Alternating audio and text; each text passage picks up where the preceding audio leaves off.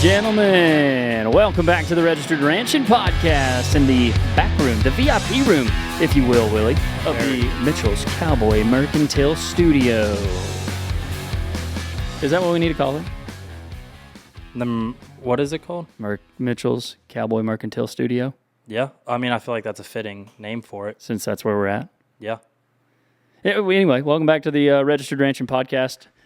Sale went great, had a little break, and we're back to it. But now, after the sale, people are like, oh, I bet you're glad to get rested up and getting things back together at the sale. Like, yeah, but now we're getting ready to breed. Yeah, the rest has been pretty good. And we're doing plan matings and getting heifers set up to breed. We're going to start working them next week. Like, we'll set up there. Why do I still have my headphones up? But we're going to work them shot a loot, and then we'll breed them like Bulls are getting branded. Huh? Bulls are getting branded. Yeah, bulls are getting branded. Got to brand some calves. Mm-hmm. Got to drag some calves. Yeah, you can see that. That was a big thing. That was fun. Mm-hmm. We don't always get to. We don't drag our registered cattle, but anytime we get some recips with some commercial calves on them, do a little cowboying. Good change of pace. It is a good change of pace. Yeah, getting to brand is it's fun. Always a little bit pretty traditional. Drag them to the electric iron. doesn't sound as good. Sponsored by Tesla. Yeah. Cowboy cool. Mm-hmm. It was cowboy cool. But I am going to have to pass on a ranch fuel today. Really? Hot psych, I got one right here, Not dude. me. Got mine right here. Get you a ranch fuel. Again, the blueberry pomegranate, I keep telling you, that's my favorite one. Use code Tucker Brown, get 15% off. Lower that MSRP. Lower your MSRP with 15% off using code Tucker Brown at ranchfuel.com. We have a good guest today, Willie. We do. We have a really good guest here, and it's actually his studio. We're in his studio. We're his guest every time we have a podcast. You could say that. Yeah, you could say that. Here's our guest. He's a man that works on leather, works on horses, works on cattle, has worked on multiple different ranches, looks after yearlings, got some cows, was a state championship football player. He's a baller. Some know him as the workhorse. Some know him as a workhorse. Oh, yeah. The workhorse. Casey Mitchell, and some of them just know him as Casey Mitchell. Welcome to the pod, Casey. Fun to have you. And it's about time. Yeah. Finally made it. Feel like. How does it feel? Feels good. Feels good. Just getting started. I'll let you know here in about an hour. Yeah. How you're feeling about it. Yeah, you're kind of the reason this studio came about. So I'm a founder. You are. You kind of are. Because I remember we were eating over at Fowler's, and I was talking about this building and how I kind of had, one day that's going to be my warehouse, and I'm going to have. And you were like, start smirking about that. No, you're not. That. Yeah, you're like, I had more to do with this thing than I thought. Yeah, you did. About that. Yeah, and then now that you mention it, yeah. Where's my money? Where's my check? And then after that, yeah, I guess you and your dad talked, and I was looking for a place for a podcast, and you're like, hey, I got this cool room in the. We got a very closet back. in the back. Yeah. Nobody wants to use it, but you're more than welcome to. Sure, have fun in there. So, Casey, you're a rancher, you're a cowboy, you're a horse trainer, horse rider. You take care of yearlings, take care of cows. You do a little bit of everything, dude. You got all kinds of irons in the fire. You do ranch rodeos. What do you not do? Let's go there. You do any banking or investing? Outside horses. You do any real estate? Outside horses. Well, I'd be open to it. Oh, would you? Man, you literally do everything, and I do have one thing that I have given you. Oh. And that was the nickname, Workhorse Casey Mitchell. Oh, yeah. Ooh. Yep. Back in the day, when number 32. Yeah. I don't work hard enough to be called that anymore. Where did that come from? Yeah, who knows? I don't even remember. But, yeah, tell us about you, Casey. What do you do? A little bit of everything, like you said. We day work a lot around here and take care of wheat pasture cattle every winter and do leather work to fill in the gaps, basically. Grew up here in Throckmorton. Grew up here in Throckmorton. You know old Lanham. Vaguely, yeah. Old Lanham Brown. Yeah. What's the story? Y'all were born a day apart? A day apart. Same hospital, same floor, I believe. Yeah. You remember it? I do, yeah. Yeah. I got here on the 30th, and then he was on October 1st, and I tell everybody I've been waiting on him ever since. I like that. I do like that. That's pretty good. That's pretty good. But you really do. You do a lot of everything. When did you went to Texas Tech? We're on the ranch horse team over at Texas Tech. Yes, sir. Y'all had a lot of success there. Yeah, it was a lot of fun. A lot of great learning experiences, and met a lot of cool people. Yeah. Still have some really good friends that came from that, and You get to work with any? it was a lot of fun. Still to this day. Yeah. Well, first let's start. Let's go back to like ranch horse team is not necessarily at every school. So can you kind of describe what that is? Well, it was founded by Chris Wilson. Now I can't remember the year, but I'm going to get in over my head. But basically wanted a program for the ranch kids to be able to go to college and compete at a collegiate level, and bring their ranch horses, learn about training horses, better their skills. Different than the rodeo team, different Sure. than the Right. equestrian team. Yep. Completely different deal. It was just a good avenue for the ranch kids to go down, just like you said, if the rodeo kids, they grow up high school rodeoing and go to college, get scholarships to go to school and rodeo for schools, and it was a really great deal for ranch kids to get to go do. There's a bunch of Throckmorton kids Yeah, while you were there. yeah, there was. Me and Emily McCartney and Trinity Haggard and Lanham. Ben came along not too. Ben came. Yep. He got there the year or two after we had left. My timeline might get blurry. But you enjoyed that, huh? A lot of fun. Very much fun. Yeah. But back to the other question. Do you do any business or work with any of the guys you were on the team with or competed against?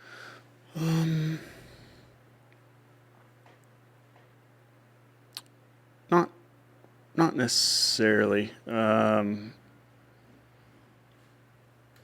Trinity and Lanham both moved back home, so they're here, and we get to work.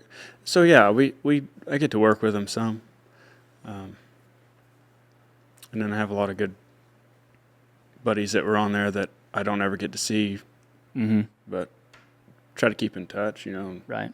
probably be lifelong friends. But Well, it's been pretty cool to see just how more popular the ranch horse deal has gotten. I feel like way more than I feel like you and Lanham were kind of at the start of it, going to Tech, and the popularity has exploded since then. yeah, I could be wrong, but I think the number of members on the team has at least doubled since we were there. Yeah. I think it's really, really grown, really taken off. It's cool. I'm glad it has. Yeah, we had a lot of fun. Well, what else? One of the things I want to talk about here in a minute is you got to work at some pretty cool ranches, being a day worker, or kind of day working around here, some cool ranches, but then you traveled out west and did some cowboying too. But before we do that, Casey, I got some questions from the audience, and there's some good ones. The Ag Gear. Is this the Ag Gear hot seat? Oh, it is. This segment is It's one of my brought to you favorite by segments. Ag Gear. Oh, It's one of my favorite segments. And you're not wearing any Ag Gear. No. Is the seat getting hot? Yeah, a little. Yeah, but if you're wearing Ag Gear, it wouldn't be, dude. Oh, really? Be Use discount code Tucker Brown at aggear.com. Save some money, lower the MSRP. Yep, that's right. This is one of their new ones, by the way. One of their new that's Ag Gear cool shirts. Oh, yeah, they sell them in here, dog. Yeah, we got them in here. Yeah. So I support them. I mean, Flex. He's been there, man. We've got them. Hey, you're sitting in my studio. Keys supports him. All right. Questions from the audience in the Ag Gear hot seat. How much Coca-Cola should you mix with your whiskey? Who asked that one, man? That's crazy. I know you're very Willie. You have a very exact amount. Now I don't always mix that much. You just caught me on a night where I've already had a lot of whiskey and I wasn't paying attention to the Let's just concoction. start. I can tell you how much you don't need to put in there. How much do you not need to put in there? The whole can. Okay. It was a big cup. Willie wasted a can of Coke. It was a big cup. Probably more than one. I look over. He's at my house. So, yeah, you can have a drink. Bottoms up. So if you're gonna make one at my house, I would prefer it to be made right. He pours like probably half a shot of whiskey in there, It was 2 and shots. then a whole can of Coke. You're like, what are you doing? We were double shotting it. So not that much. Tristan stole all my quarters. I had something to deal Stole with your it. quarters. Yeah, that was the night we were. No, it was when Trinity was over there. We were playing Uno. That wasn't the quarter gambling night. Playing I Uno. didn't think the quarters had anything to do with how much Coke you poured. He still bet. He did. It was funny. It was like one of those deals where someone's right, and like they caught you, but it's still funny. And like he was getting me pretty good, and I couldn't stop laughing. What we haven't talked about your leather work very much, but you said you do some leather work here at the shop. I do some, yeah. It's a lot of saddle repairs. Tristan, my fiance, she builds a lot of belts and pad folios and stuff like that. I got a belt on the way sometime. I need to heckle her about that. She's a ways out. Yeah. Probably be another year or two. Probably. What? Yeah, I got fast tracked because of how good of friends we are. Wow. I wear my Tristan Lewis, Casey Mitchell Mercantile belt every day. Every day. Well, from the leather work, what's your favorite project you've worked on?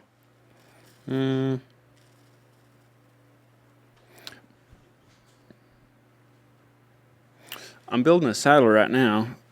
One of our good friends talked me into it, and he's traded me an elk hunt for it. So that's I thought Some that was creative finance right Yeah. there. yeah. I thought it was really cool. So, but don't get any ideas. I'm not. You haven't gotten the elk yet, so No, I haven't. the saddle's not No, finished. we went in December. We went hunting and didn't get one, but I haven't finished the saddle either. So I've got to finish that saddle and then go back and kill my elk and then maybe never build another one.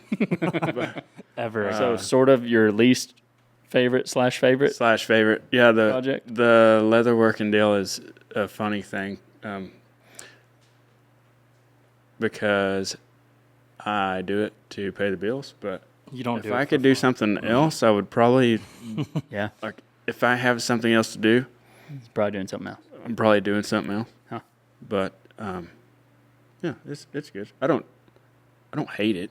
You just don't want to make saddles like your dad does for a living. No, I think it's one of those deals where I grew up in the saddle shop, Mm-hmm. and Yeah, how would you describe your, like when the saddle, why is this the saddle shop? What does your dad do? How would you describe that? my dad has built saddles for 35 years-ish, probably. And he's had numerous different shops and stores within the shops, and he's made a really, really good name for himself in the saddle making business.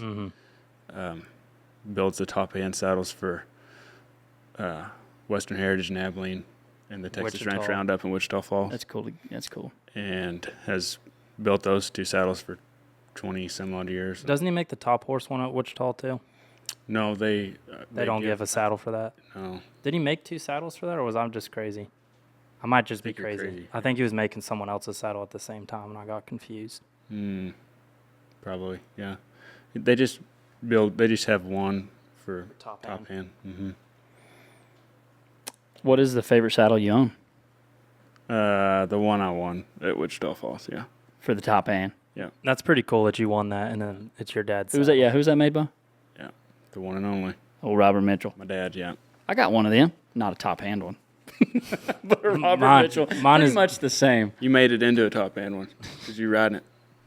Huh? Oh yeah. Made it into it. Yeah. Mine is definitely not a top hand one, but it is a Robert Mitchell. Right. It's older than me. Yeah. Is it older than are you a 97 model? Or you're 96? 96. Dang, Yeah. so you're a year older than my saddle. Golly. All right. Tough question. That pissed me off. Tough question. Okay. What is the name of your wiener dog? God. He's so off guard. I was like, we're talking about this on the podcast? What? Willie. Willie yeah. the wiener dog. Yep. It's a good name. Yeah, he's cool. It's a good name, right? That's a strong name. Yeah, we named old Willie after my dog. Mm-hmm. Yeah, it's great. He's my favorite. He is my a good favorite dog. out there. He's a cool dog. He is a good He's dog. a cow dog too. I've seen him work. He's a little bit of everything. Yeah, Yeah. he's kind of an all-around. He can do anything. He's handy. He's peed on this exact podcast table. Yeah. No, he marks his territory for sure. Mm-hmm.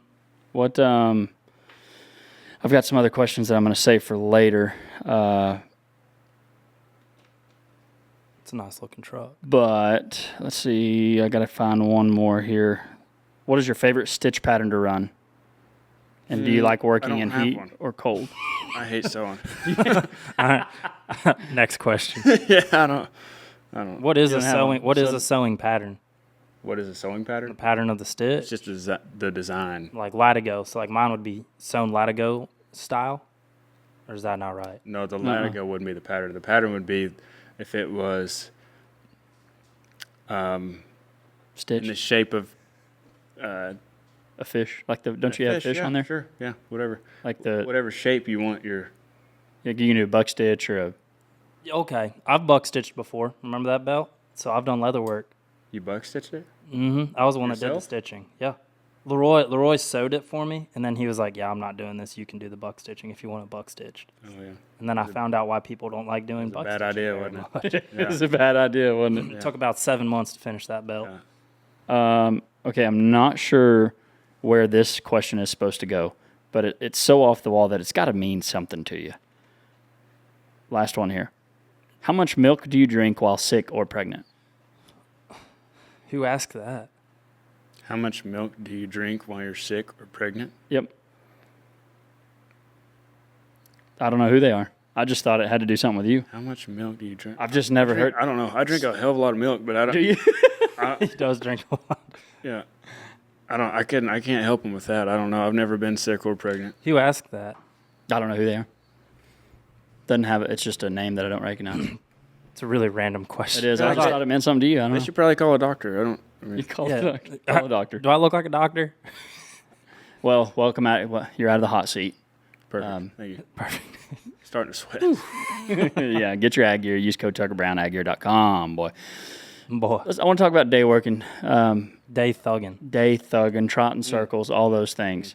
How would you describe, what does a day work cowboy do?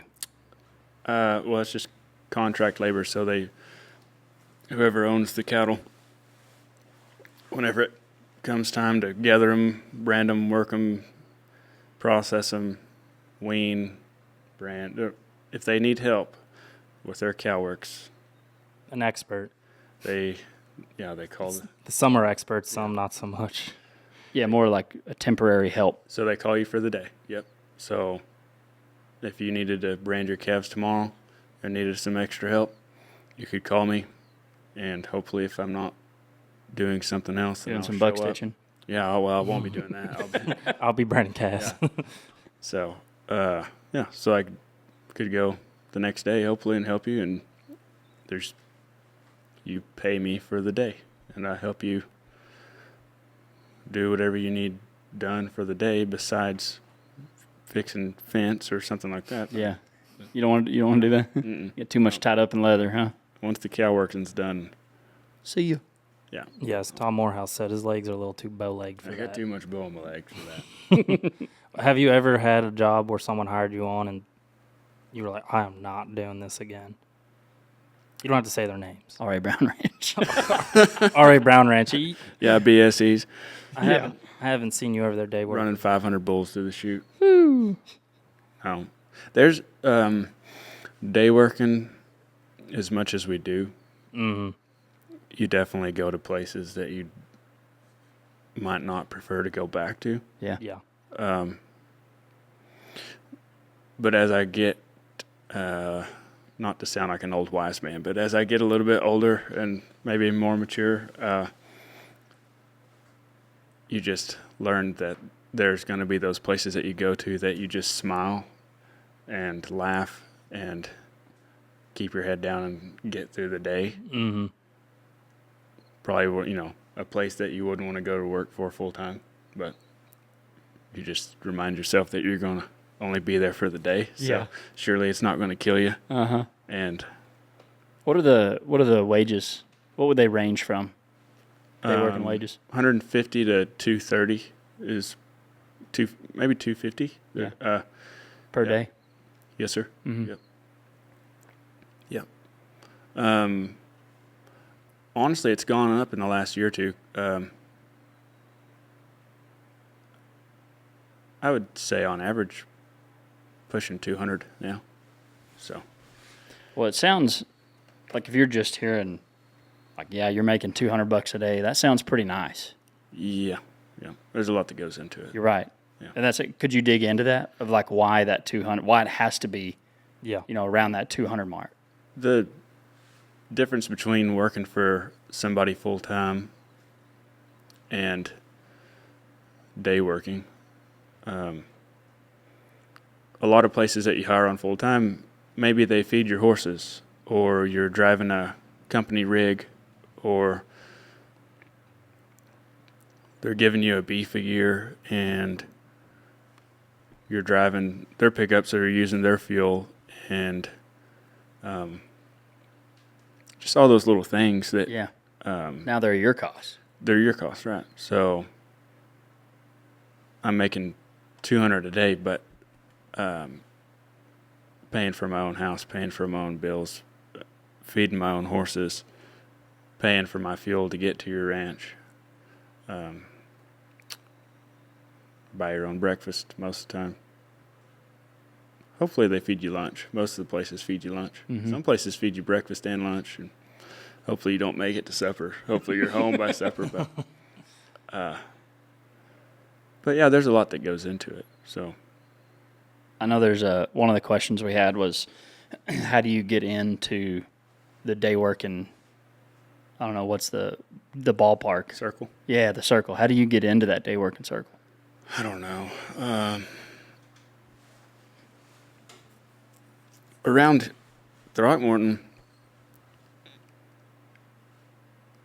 I don't know what the term is for it. Grandfathered in. Since I grew up here. Mm-hmm. Well, I think people in general like to use local guys. Yeah. Local help. Doesn't have to be a guy, obviously, because Right. Tristan goes with you quite often. But Yeah. like I feel like when you're grandfathered in because of your location. Right. But those guys that are, maybe are now local or moved here and didn't grow up here. Yeah, I think it's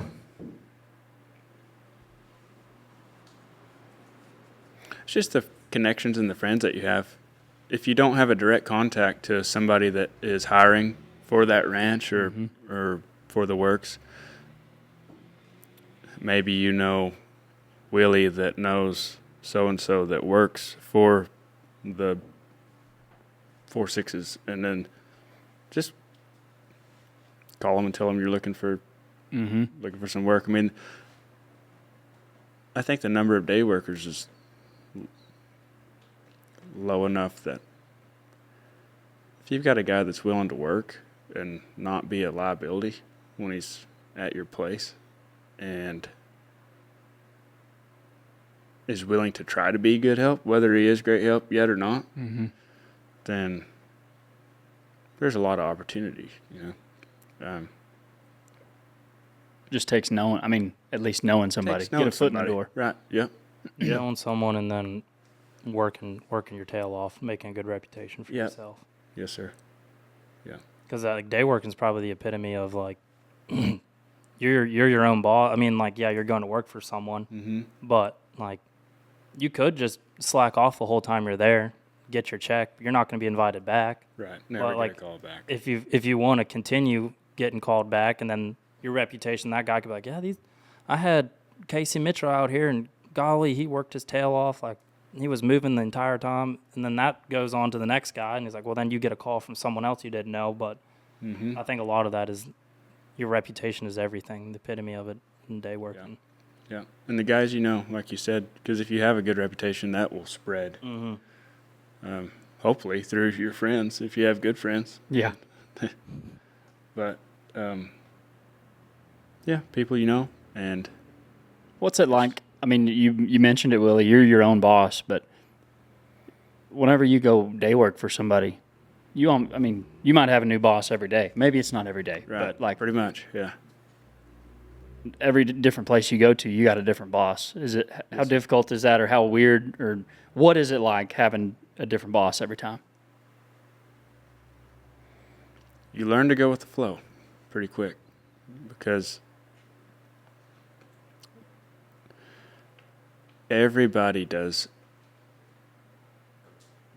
when dealing with cattle. Everything dealing with cattle, everybody does it a different way.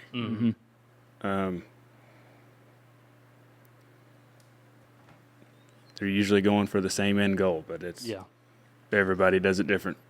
And not whether only you're stripping cows and calves to what side they brand them, to how they want you to string it.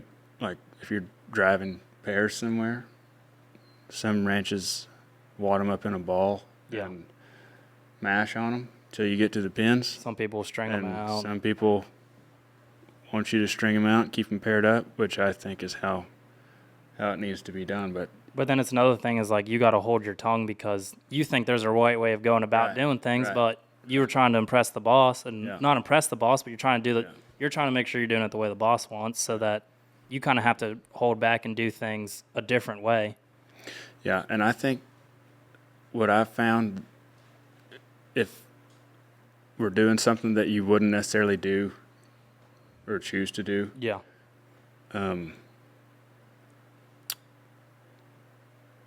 maybe do it their way the best that you can.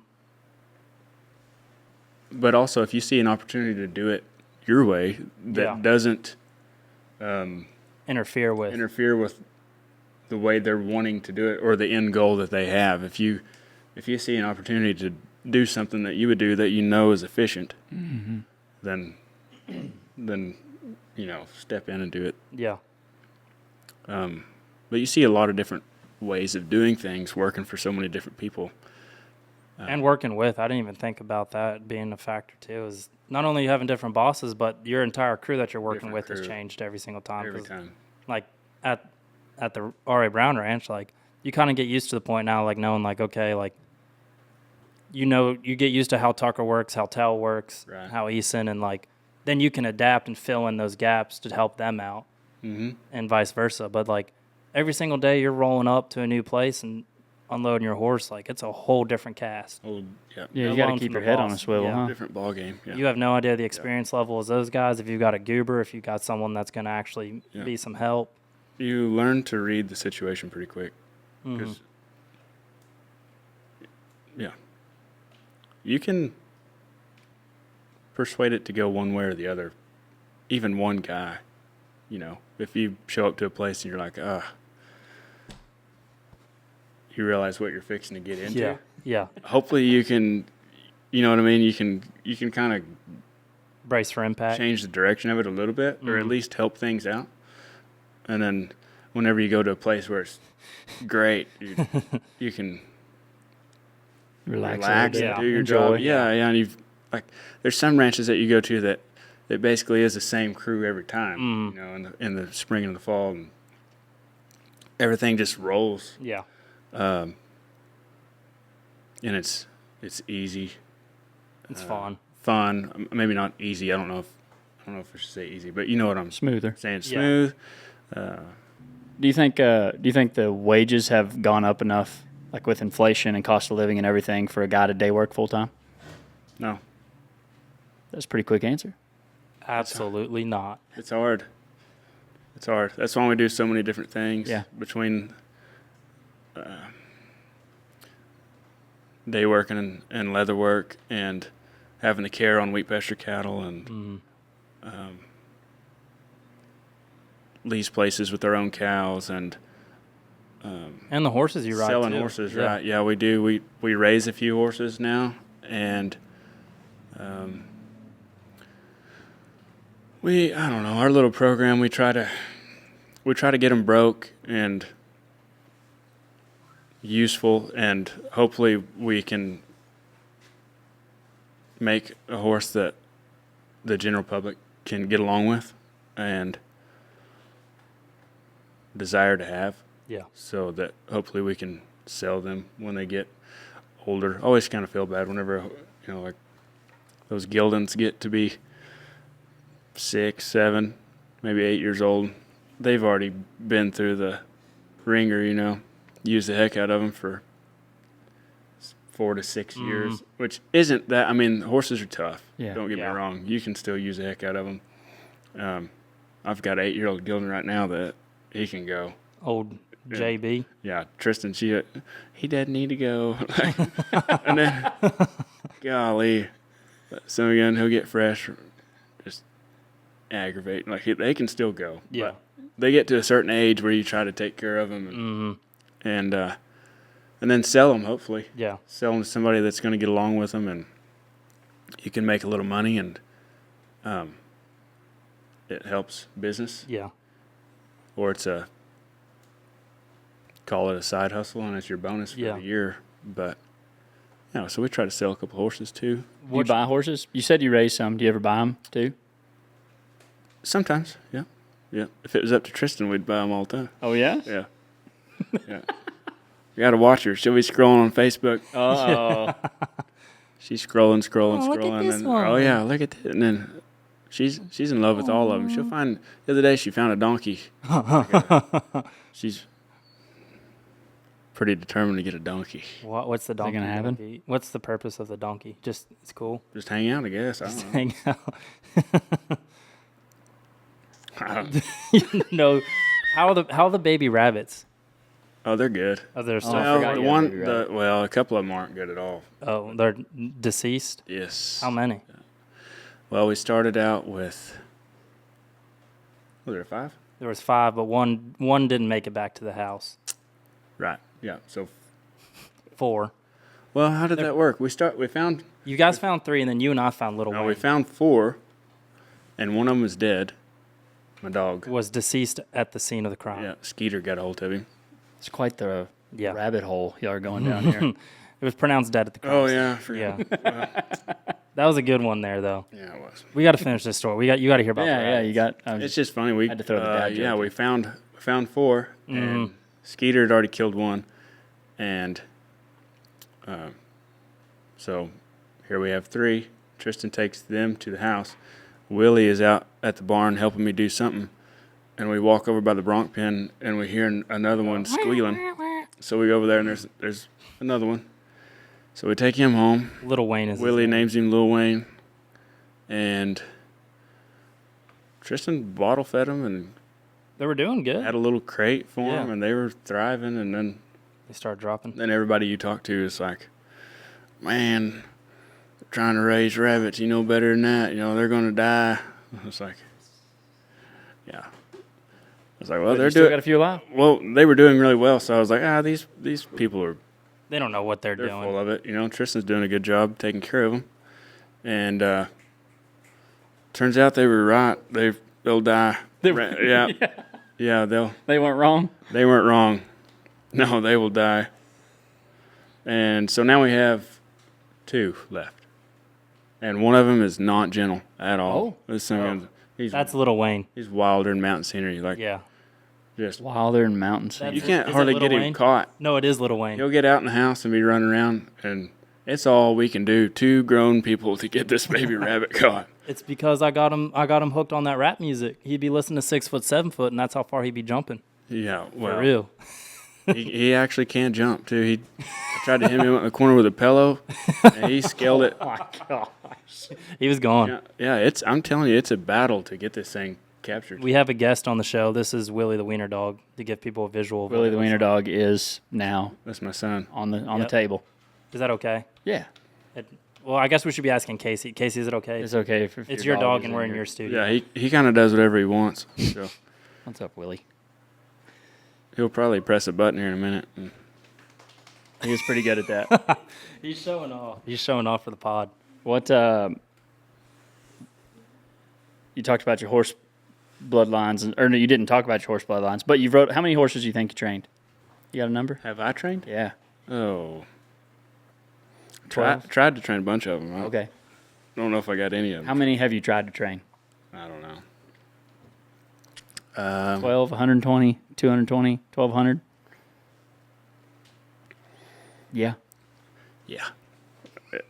Quite a few. A lot. Yeah. Yeah. So, I mean, riding that many, you kind of have an idea of the bloodlines you like or don't like? I was thinking about this just the other day, and I think they're kind of like vehicles, to where it doesn't matter if you get a Chevy, Dodge, Yeah. Ford. There's goods and bads. There's going to be goods and bads in all of them. Yeah. And I do think that there are certain bloodlines that maybe have more of one of the other, but I don't know. I'm pretty open to trying any of them, just for that reason. I think there's a lot of good and some, or a lot of bad in all of them. But Tristan ever teach you how to train one? oh yeah. You've sure been talking good about her ever since she walked in. Yeah. Well, she threatened me before I came on here. Hey, Yeah. Yeah, and she's a good cook, and I kind of wanted to eat. blink twice if you need help. Yeah. You only Yeah. blink once, we're good. Yeah. I've never seen you yell at. You guys have never gotten in arguments at all. Never, ever. I've once. never seen that Never. once when I was out with you guys. Never. Never one time. It's amazing. And y'all get to work a lot of places together? Yes, we do. Yeah. Yeah. Why'd you say it like that? Well, I was just thinking that we go a lot of places together. Yeah. Yeah. They say that that's like a good testament whether your relationship is strong if you can work with cattle yeah. together. I think that's very true. And it's gone well so far. Yeah. Yeah. Do you think you'll marry her? Well, we're engaged, but I've still got 6 months. So. Yeah. Has me coming and hanging out in the past year and a half put a wedge in that? Yes, sir. No hesitation. With all those places you've worked or y'all worked together, what is the coolest Oh, Coolest that's a place good you worked? question. The Bell Ranch. Bell? Yep. I was hoping you'd say that. Yeah. Tell us about the Bell. Yeah. My brothers worked at the Bell, but it was Auto Bell. It was like a car cleaning place back home. Oh, So I this was one's a like, little what are you different. talking Yeah, about? that came out of left field. I didn't know. I thought, what? Your brother doesn't even brother did? cowboy. They call it the Bell. So, but the Bell Ranch Different Bell. Yeah. in New Mexico, Mm-hmm. Yeah. pretty famous place. Yes, it is. It's a cool place. Big place. Mm-hmm. I went there in 2017, I believe, just for a couple weeks during we were branding, and they pulled the wagon out. And that was the first time that I'd ever experienced that. Yeah. That was a lot of fun. That was some of the most fun I've ever had in my entire life. We got there, and there's no cell phone service out there, hardly. And the day I got there, the Wi-Fi went down at the headquarters also. So it was just You were alone. put your phone away, and we had a really fun group of guys, and there's a lot of history on that ranch. So it was Yeah. cool to see all of it. And Did you see the Bell Hill or Mountain or whatever Bell they call Mountain, yeah, sure did. The first week that we were camped, it was not very far from the Bell Mountain, and we actually climbed on top of the Bell Mountain. it? Did you? Yep, sure did. Horseback? No, but Oh, you just foot yeah, back. it was terrible. I bet. I mean, that thing's huge. Yeah, yeah. Don't recommend. But then you get on top of there and you have cell phone service. Oh, yeah. I didn't think That was the about only way. You had to Gotta make get the a voyage text to to the Shorty top. boys. Yeah, Got to text Shorty real quick. yeah. And we did. We climbed to the top of that.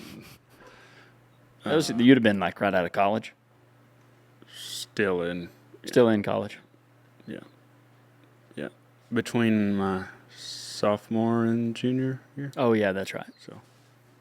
That was when I was out of Just college. a pup. He was just a pup then. Mm-hmm. That's Seen a you long time wrecked ago, out there? though. You're there just a few weeks. I don't know that there were any wrecks. There was kind of a cool story. We were moving camp after that first week. It was on a Friday or Saturday at the end of the week, and we were camped at the West Beef Pens, I think. I'm going to get that wrong. I probably got that wrong, but I think we were at the West Beef Pens, what they called it. And we gathered the big flat pasture that morning to brand, and it rained on us while we were gathering, and then it let up, and we got to go ahead and brand. And then about lunch, it was time to move camp, and so we loaded the wagon and got the horses gathered and started across what they call the big flat pasture. And that is what it is, a great big, Pretty big, nothing, pretty good description. flat pasture, yeah. And then in the close, not in the middle of that pasture, but out in the middle of that area is the big Bell Mountain. Mm-hmm. And so we left there and get going across there. And there's a big mesa on that ranch they call the Orfano. And we had to go basically by or around Bell Mountain and then around the end of the Orfano, going to mule camp. And so we get halfway across there, or halfway in between where we started and the Orfano, and out of nowhere a thunderstorm rolled in. Oh. And so How long was that? Like, how long would it take you to do that whole trip? the whole trip, Like to half a day. move in that wagon? Half a day? Half a day, yeah. We were, best I remember, we were a couple of hours into it, maybe. And, So still had a few more to go. yep. And so you have the wagon and the wagon horses, and then we had the remuda. And there was 38 or 40 head horses in the remuda. And it was me and Utah Ike and Elvin McCluskey driving the horses. And then Jason Ike and Pat Butler were on the wagon. And they were ahead of us in the wagon. We were going across there. And a thunderstorm rolled in out of nowhere. And the temperature dropped like 10 or 15 degrees. We were dressed just like long sleeve shirt, no jacket or anything. You know, it was a beautiful day. And the storm rolled in, and like the sky goes black, temperature drops, it starts hailing, lightning, thunder, and whole, like, it was a good one. It was a good It was all storm. there. Uh-huh. It was all there. It was all there. Gave you the onion? Yes, yeah. And all those horses just stopped, turned around, and put their butt to the direction that the hail was coming from. Yep. Even the horses we were riding, they just turned around, like they just took over and just turned around. I got this from here. I ain't doing this. We just like put your head down and getting pelted by the hail, you know. Dude. Nothing you can do about it. I guess you could have got under your horse if you wanted to. Get under the wagon. Yeah, get under the wagon. Well, that was the deal. So all the horses turned around and had their butts to it. And then I don't know if lightning struck or if thunder popped. I don't know what caused them to, but they just broke loose and took off running off back the direction that we had come from. Oh. And you know how fast a loose horse can run. And so there we go. Chasing them across there, and it's In the rain. in the dark, basically, in the Oh my rain and the thunder and the lightning and the hail. So I was riding a 3-year-old. We're running mock chicken across there, like Mock chicken. like as fast as you can open one up, and then the loose horses are running a notch faster than you are. Yeah. You know, like it's so hard to catch a loose horse, and somehow we got them bent, and kind of headed back to the wagon, and when we got them, let's see, I think it was after the horses had run off, and we had them turned and going back towards the wagon. We looked up, and Pat and Elvin were standing up on that wagon, whooping those wagon horses, running it across there, like running as fast as they could. They were trying to get to the end of the Orfano. At the end of the mesa, there was some big cottonwood trees. Those cottonwood trees were the only cover. Yeah. And I don't know how big of a Yeah. radius, but that was the only cover we could get to, and it was still storming. Uh-huh. So they get the wagon to the trees, and the trees were big enough they pulled it up underneath them, and they stepped off and caught the base of the cottonwood tree on fire to build a fire to stay warm. And so we get all the horses held up and step off our horses and go over there. And I literally took my boot off and poured water out of my boot. Turned it upside down and just freezing to death.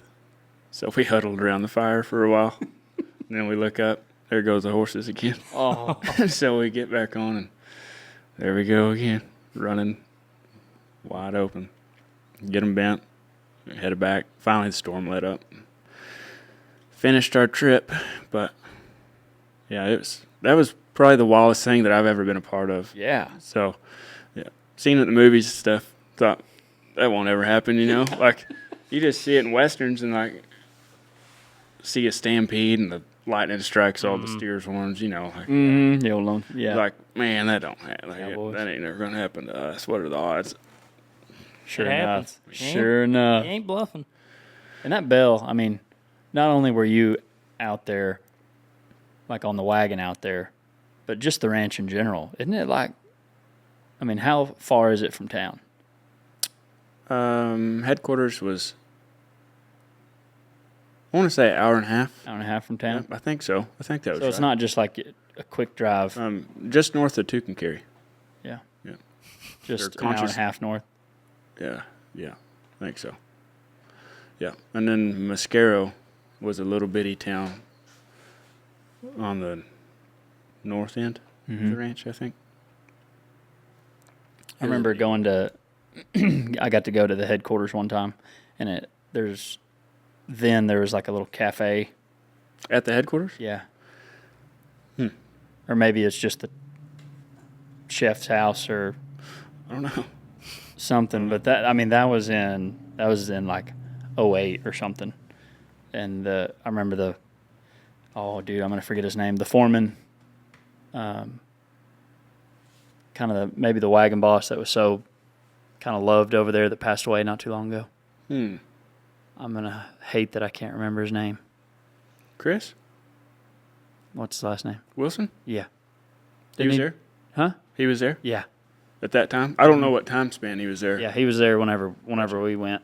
Gotcha. Were you all just passing through? Or? We were going to ski in Ruidoso. Oh, wow. And I remember being so mad, like, let's get to Ruidoso. But now I'm just so Wish glad. you would have spent more time. Yeah. Because I remember we got to see the bell, and we went to this camp, and he's like, it's only 45 minutes to the next camp. And I was like, what? Yeah. And there's one guy out there? Yeah. And that dude was just living alone, dude. It was cool. The last week. So we went from where we were first camped, then we went to the mule camp. And then I think, if I remember right, we went from mule camp to farm camp, which is up on top, close to Mascaro. And that's the roughest part of the ranch. Or to my knowledge, pretty sure it was. Felt like it was. Mm-hmm. And then after we were camped there at farm camp, we moved back down to the bottom or whatever you want to say, but it was like 27 miles back to the next one. We drove those horses all day. You. Then I did not know how far a horse could trot. You found out? Found out. 27 miles? Apparently. Maybe more, because we got there and we had to hold them up. Yeah. My saddle was tired. I was tired of riding. Any of those, oh, that's cool. Any other Bell Ranch stories that you want to share? I bet you got to work with some cool cowboys, not just there, but like in all your day working endeavors. Yes, sir. Yeah. Any of them you learn a lot from? A lot of them. Lanham Brown. No. No. No. I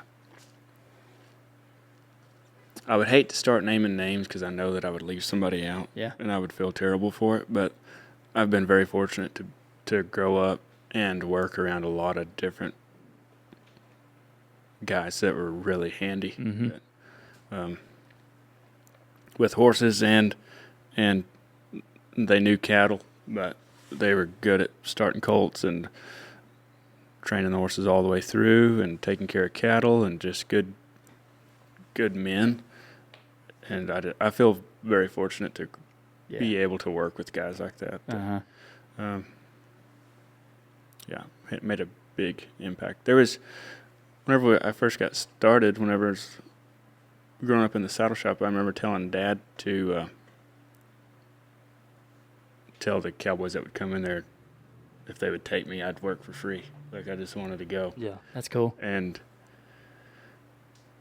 George Self, that worked for y'all. Yeah.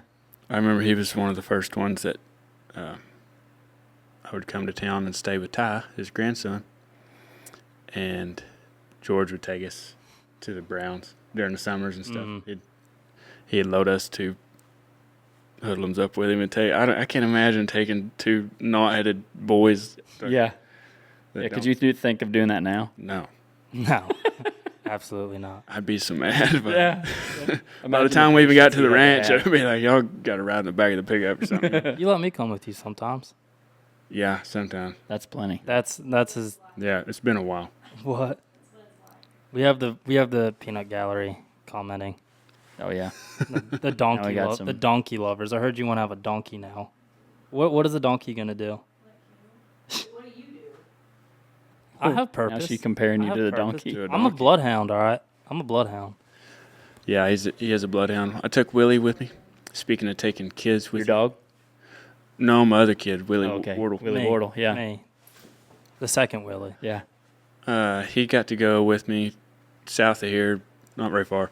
Anyway, we went down there helping a guy wean, and he took Tristan's mare. She let him ride her. Thank you, Tristan. Tristan's just finding this out. Yeah. Oh, did I forget to tell her? Ooh. It's been a year now. Oh. Statute of limitation. We're good.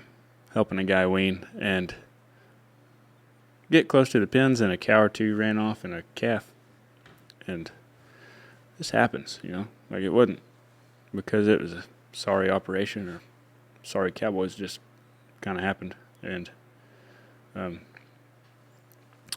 calf runs off, and it's pretty brushy, and he jumps out in the road, so I catch him, we tie him down on the road and look up, and another guy's going after the cows that had left. Whenever you're weaning, your main goal is if stuff gets that way, calf's priority, because you can at least wean the calf. You can gather the cow later. But look up, and the other cow was going through the brush, and this guy rode over to me that was working with us, and he said, I don't remember if he said something about. I forget how he's phrased it. He said something like, he might be green, but he doesn't have any quit. He's like a hound dog. I said, what are you talking about? He said, your friend Willie. He said, that cow run off through the brush. He said, he never left her. He said, I think he's still with her. he said he's still over there by her, I think. I didn't know what else to do, because it was like 4 of them went off after that calf, and I was like, I'm not going to be any help trying to rope this calf. Like, I'm just going to be in the way. It's like, well, at least maybe I can try and keep this cow somewhat close to the pens. She did not want to do that. Yeah. But I just figured I was just going to be in the way, and there was already 4 guys over there. Like, I was not going to be the one helping. Oh, Bloodhound Willie. Yep. I didn't know what else to do. Yep. Bloodhound Willie. Yep. If there was one other ranch you could go work at for like 3 weeks, and maybe it's one you've already worked at, or maybe it's one you hadn't, what would that be? If you could go do spring works or something.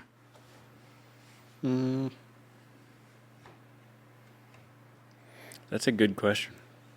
I feel like there's a couple, that would be a lot All of right, fun. let's go 3. Name more. You want more than one? It sounded like you couldn't name just one because you didn't want to leave one out. But if you just want one. I don't know.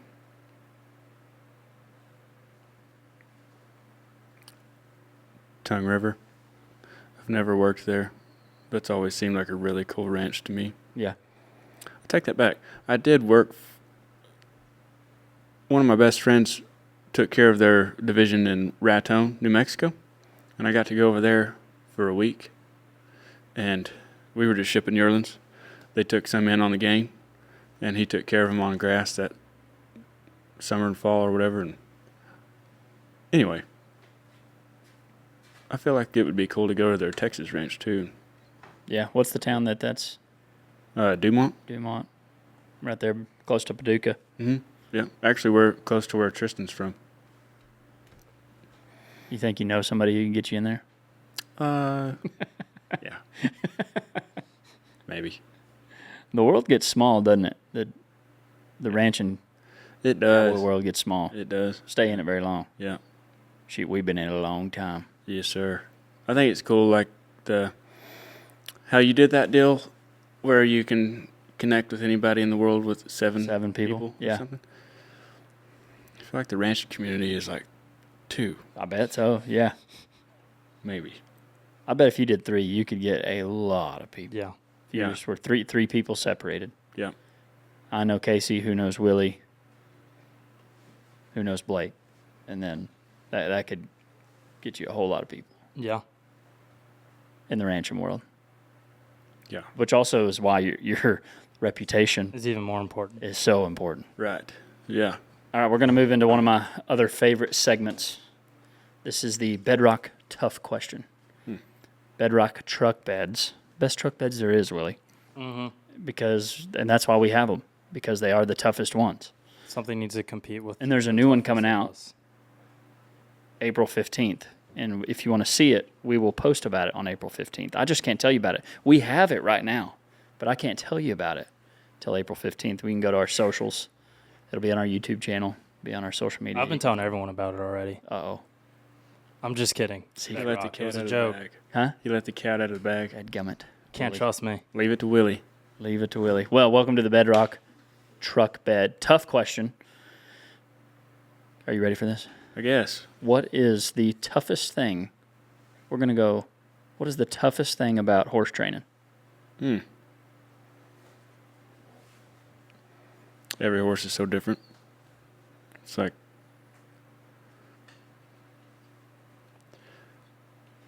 So a blueprint doesn't. right, you Work on can't. every horse. Yeah, it's not cookie cutter. Like, Yeah. not. One thing might work on 7 of them, and it doesn't work on the other 20 of them. Like, and the mentality of it, because you have to stay good-minded, I guess, for lack of better terms. And you might be training on one for a while and don't feel like you're getting anywhere, and you may think that you need to change something or you're doing something wrong, and it just takes time. And it might be a little while before you see results. Sometimes you see results instantly. If some things just work, and it's like almost like a quick fix. But Yeah. then there's things that you work on that you fight your head on and don't know whether you're doing it right or wrong, but you need to pick one way of doing it and believe in it and try it. And so the mental game's tough to be consistent.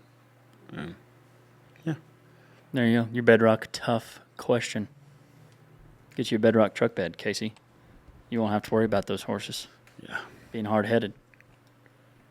You can sleep with ease knowing that That- bedrock is tough Yeah, enough. I'm reaching here, but yeah. I was trying. I couldn't freestyle right. Thanks, Bedrock. I'm excited to show off that new truck bed.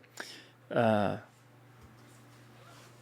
wanted to get into, because you do a lot of things. You mentioned it. You day work. You fill in with leather on the side. You take care of wheat pasture cattle. You got a lease of your own. How long did it take for you to build all of this up? Feels like a long time, but also feel like at times it feels like you don't have much built up. Uh-huh. It's probably not the right thing to say, but Well, we all compare ourselves, right? Yeah, You see yeah. what somebody else has Yeah. got. Yeah, and I think it's just because it takes so much time. Yeah. You know, like you feel like you. Yeah, I moved home in 2019, the end of 2019, and So 5.5 years is where you're at now. Yeah. Of working on it. yeah, started, just day working and riding colts, and was fortunate enough to get a lease place or two, and just takes time. I'm still trying to figure that out and be patient about things, and you have to be patient because it's Yeah. not on your time anyway. You know, it's God's timing, so you can try to rush it and get impatient and force things to happen, but it's not going to happen unless He's ready for it to happen. So you have to be patient. And, Yeah, I feel like a lot of guys just want it to happen so fast. yeah, I'm guilty of it for sure. Same. You know, I mean, same. I think we all, man, you can almost like, you can see it, you can almost feel it, like what you're shooting for. It's so close, but it's not on your timing. So, How long do you think? How long did it take you to feel like you were finally moving in the direction you wanted to? Like when you came home, was it 6 months you were already going, or was it like just now you're feeling that way? It was a year or two. Whenever I got the leases, Yeah. grass leases, that really made me feel like I was working in the direction that I want to go, Uh-huh. because I love ranching, and that's my dream, is to have enough country and or lease country to run enough cows to make a living, and yearlings or whatever, wheat pasture cattle. Uh-huh. But I love ranching, and I like the horse deal a lot too. But whenever I landed a lease place or two, it was like, maybe this is gonna, because it's so difficult to Yeah. bank on that happening, because I don't know what the odds are of finding lease places. Pretty tough. It's tough. Everybody wants a lease place. Very tough. Very tough. I'm looking all the time. Yeah. And it's so hard. They're not just right around the corner. Yeah. So whenever I got that, I almost took it like that was maybe God's way of showing me that it was. Hang with it. It's out there. It's possible. Uh-huh. Just keep. I actually lost. I mean, technically, I lost both of them. One of them sold. One of the lease places sold. The other one, dirt tanks dried up. Oh. So, but I think they're back, and I think we still. But, yeah, which is just part of ranching, I guess. But Has you owning your own cattle changed the way you day work or anything?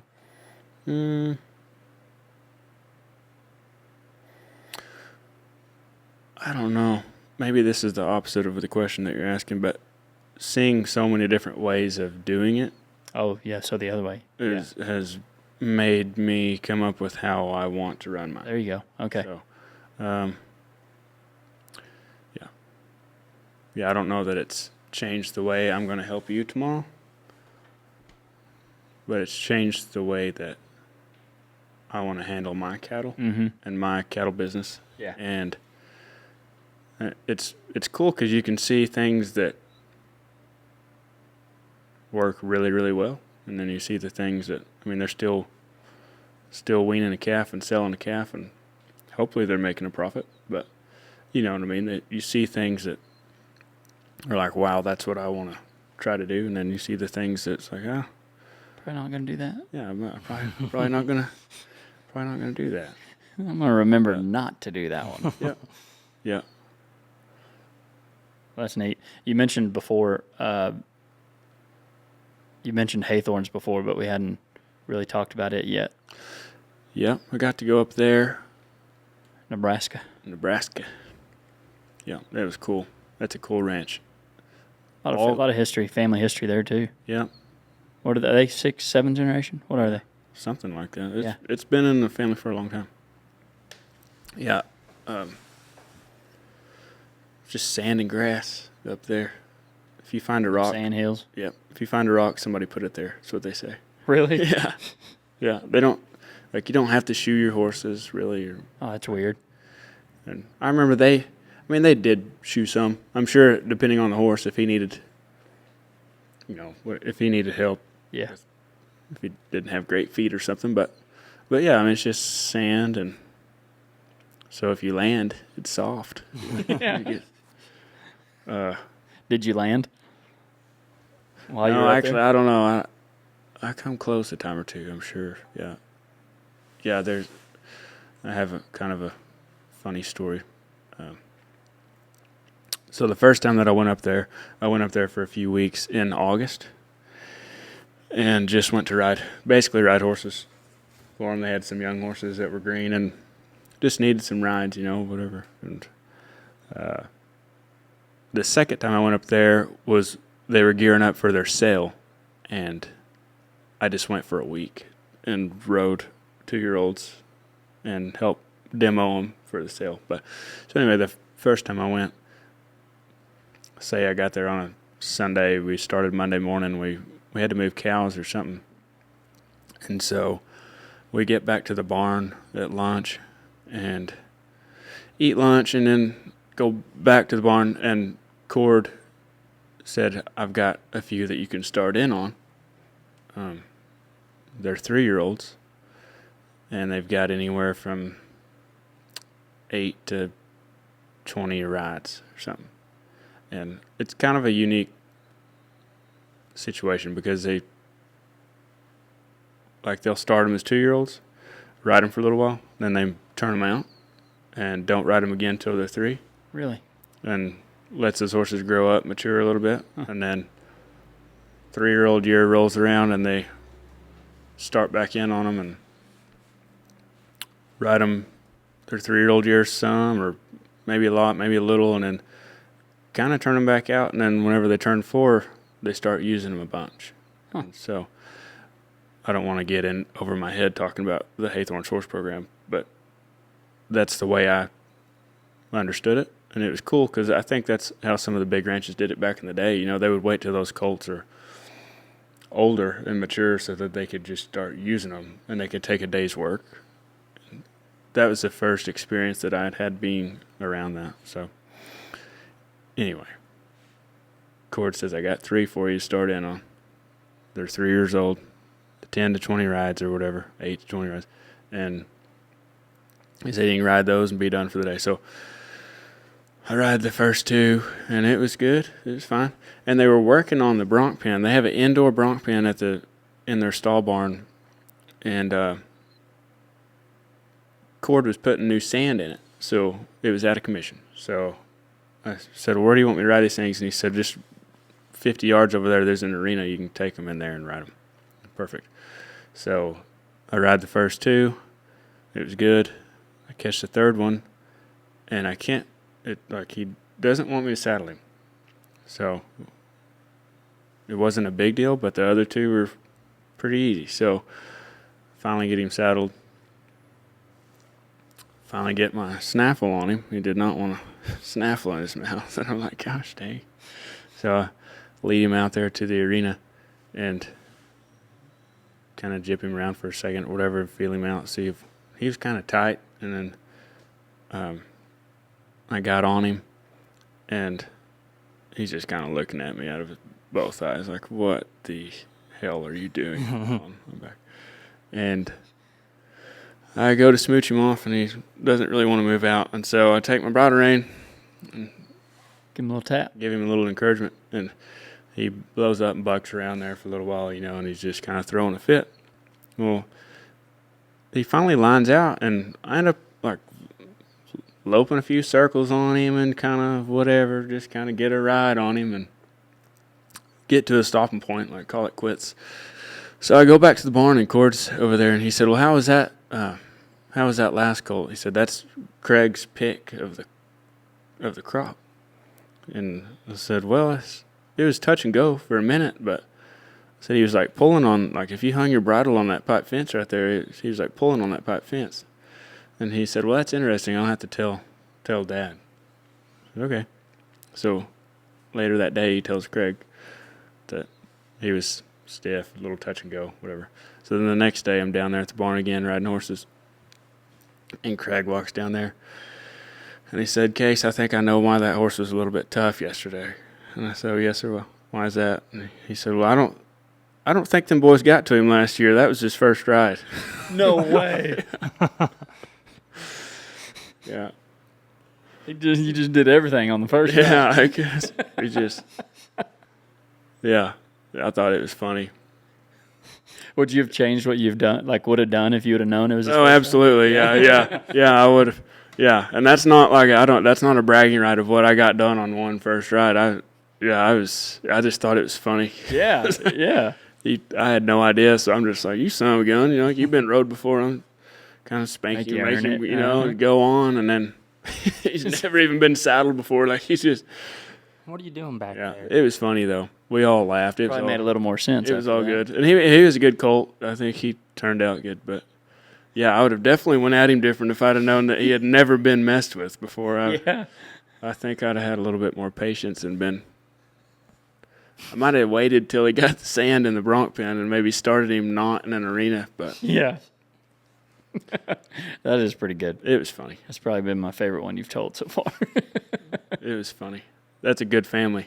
Yeah, they're good folks. Love Huh? that family. Yeah, it was a lot of fun up there. A lot of fun. Yeah, they're really good folks. Mm-hmm. Willie, what you got? I just thought it was a funny story. I did too. No, I think it's cool. Like looking at it, like I look at Case, I feel like you've accomplished a lot, and it's interesting to see like there's still a lot of things that you're working towards that you want to accomplish that you're not. Yeah. I appreciate that. That's a compliment. Not just because you're my friend. Either Hey, way. you're a Bronc rider too. We didn't say Yeah. that. Retired. Retired, yeah. Retired Bronc rider. Yes, sir. Yeah. Yeah. Rode for y'all for a year or two. Is that when you got top hand? No. Did you ride the Bronc that year? No. No. Wrong year. No, Good try. I think the last Bronc, isn't it? The last Bronc you rode, you were knocked out for the last 2 seconds or so. That people say that, but I don't know.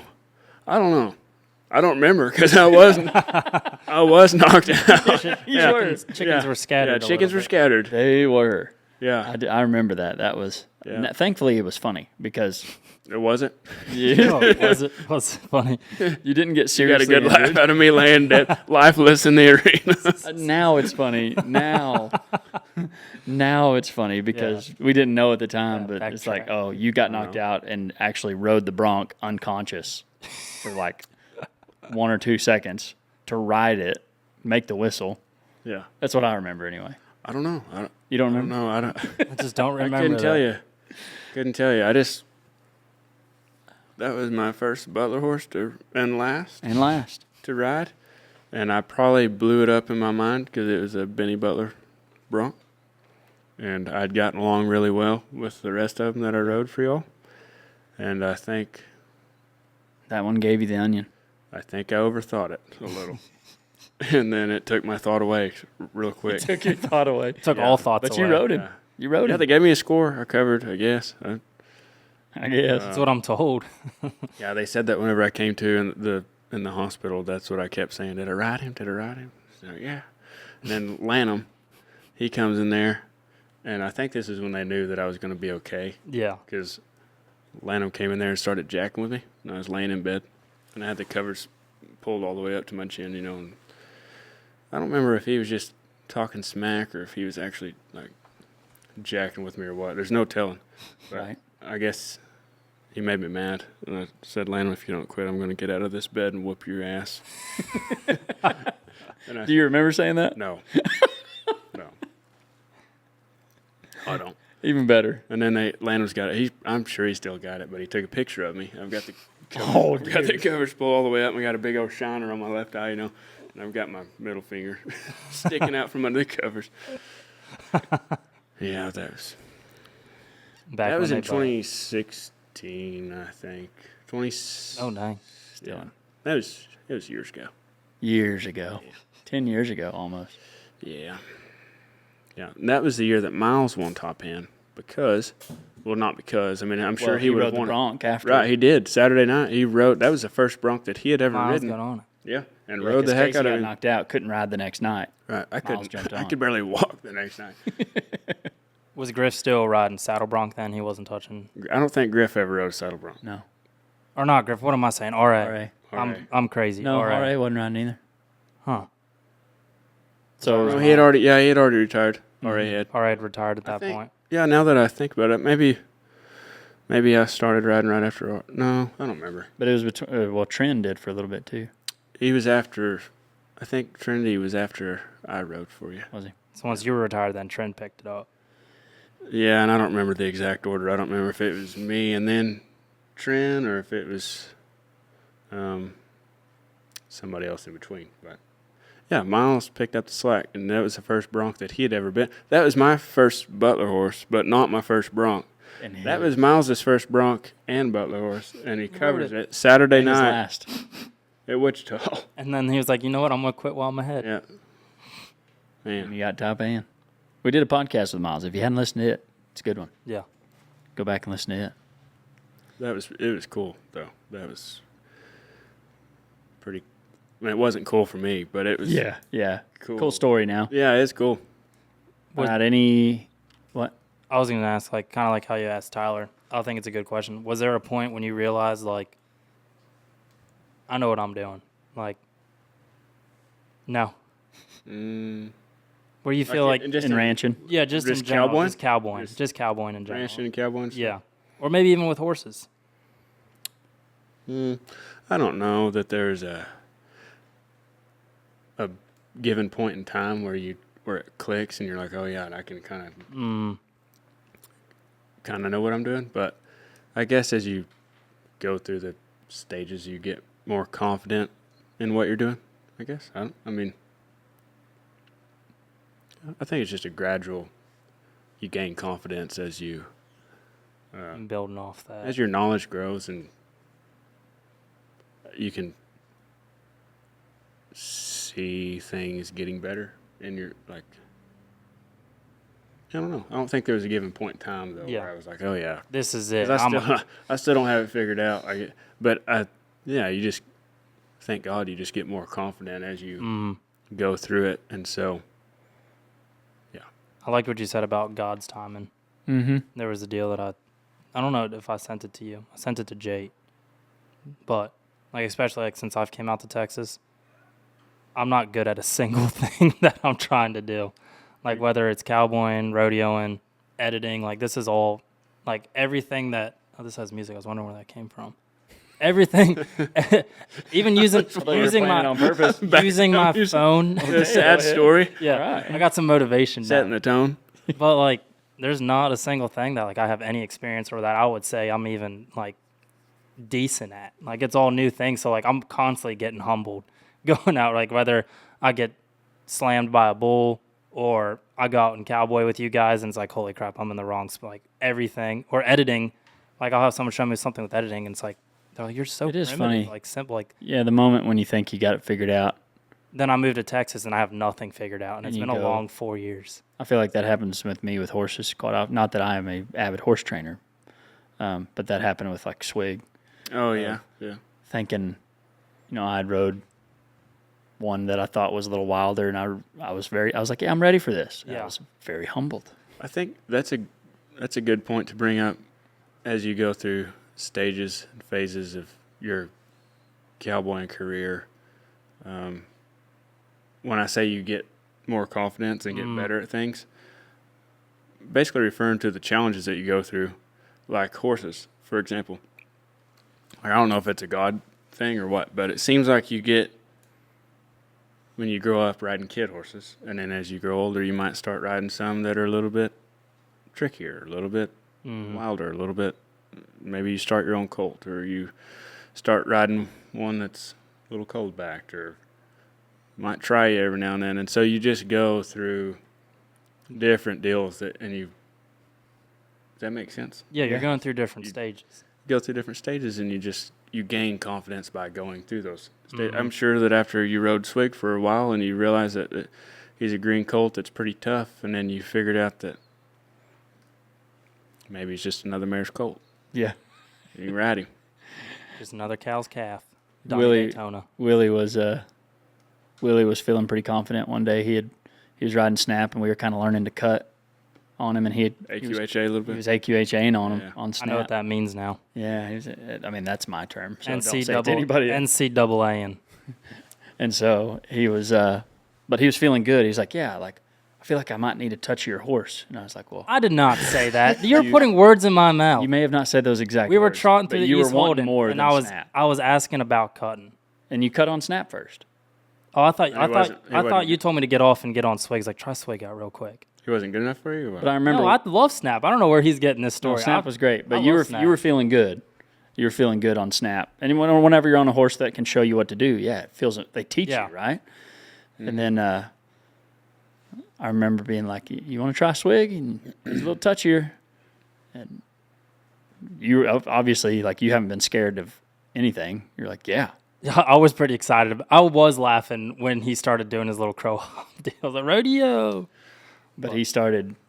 We started going pretty We were fast, cutting, and I and tried Swig pulling was- He back. started crow hopping while he was trying to cut on him. Yeah, so we Oh. we were cutting on him, And he did I not. was talking through him like retreat a little bit, stay with him, and then that one just Willie was a little late. Willie and Swig were a little late on the turn. It was kind me. of got It by was him, me. and so Swig ran and started crow hopping, He didn't want to listen. and Willie was just like woo rodeo, kind of laughing, staying calm, doing good. But then Swig started running towards the fence and the trees, I was like, hey, now, come on down. and Willie didn't turn him. Oh, gosh. He ran under a tree and about made Willie fall off. Oh, no. He didn't get you, though? No, he I stayed on. Mm. Stayed on. I stay hooked. Yeah, it's all fun and games till you. But I was humbled because I was just Ground. like I got off and was like, I still have so much to learn. Yeah. Like everything, like I was like, I needed a win, and then it was like, no, dude, it's gonna be another 4 years. You just keep on trying. But that was like this deal I saw was like you're in. Not even that I'm in the middle. I'm still at the very beginning. Did he tell you about what he's perfected in bull riding? No. Landing on my neck. Well, the other day you said that you had perfected landing on your feet Oh yeah, and then since I've said that, I've been landing on my neck. before. I'm telling on him. I think I humbled him the other day. I did Yeah. say that. I was like, man, I'm I starting. did it on accident. I wanted to be confident. But the other day he called me on the phone and he said, man, I land on my feet every time. Willie, I've got 5 videos on my text messages that you sent me, and 4 out of the 5, you landed directly on your ear. My neck has been hurting pretty bad. I tried going to the doctor. Turns out it's really hard to go to the doctor Yeah. when you're on your own now. I wasn't trying to be mean. I just No, it humbled me. We do get humbled. We I thought it in was our funny job. because I had video evidence. Like, And the worst part was like I was talking about like not even riding and getting off good. I was talking about like just getting bucked off. I was like, even when I'm bucking Learning to off, buck off. like, yeah, not a good thing. What advice would you give young cowboys or ranchers trying to get in maybe in college right now, wanting to get into the business?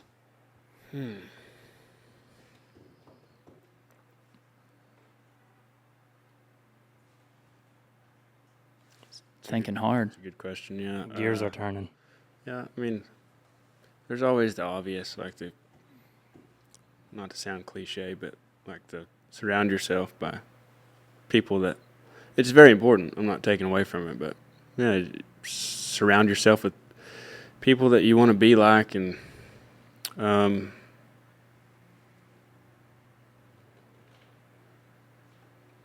keep going at them.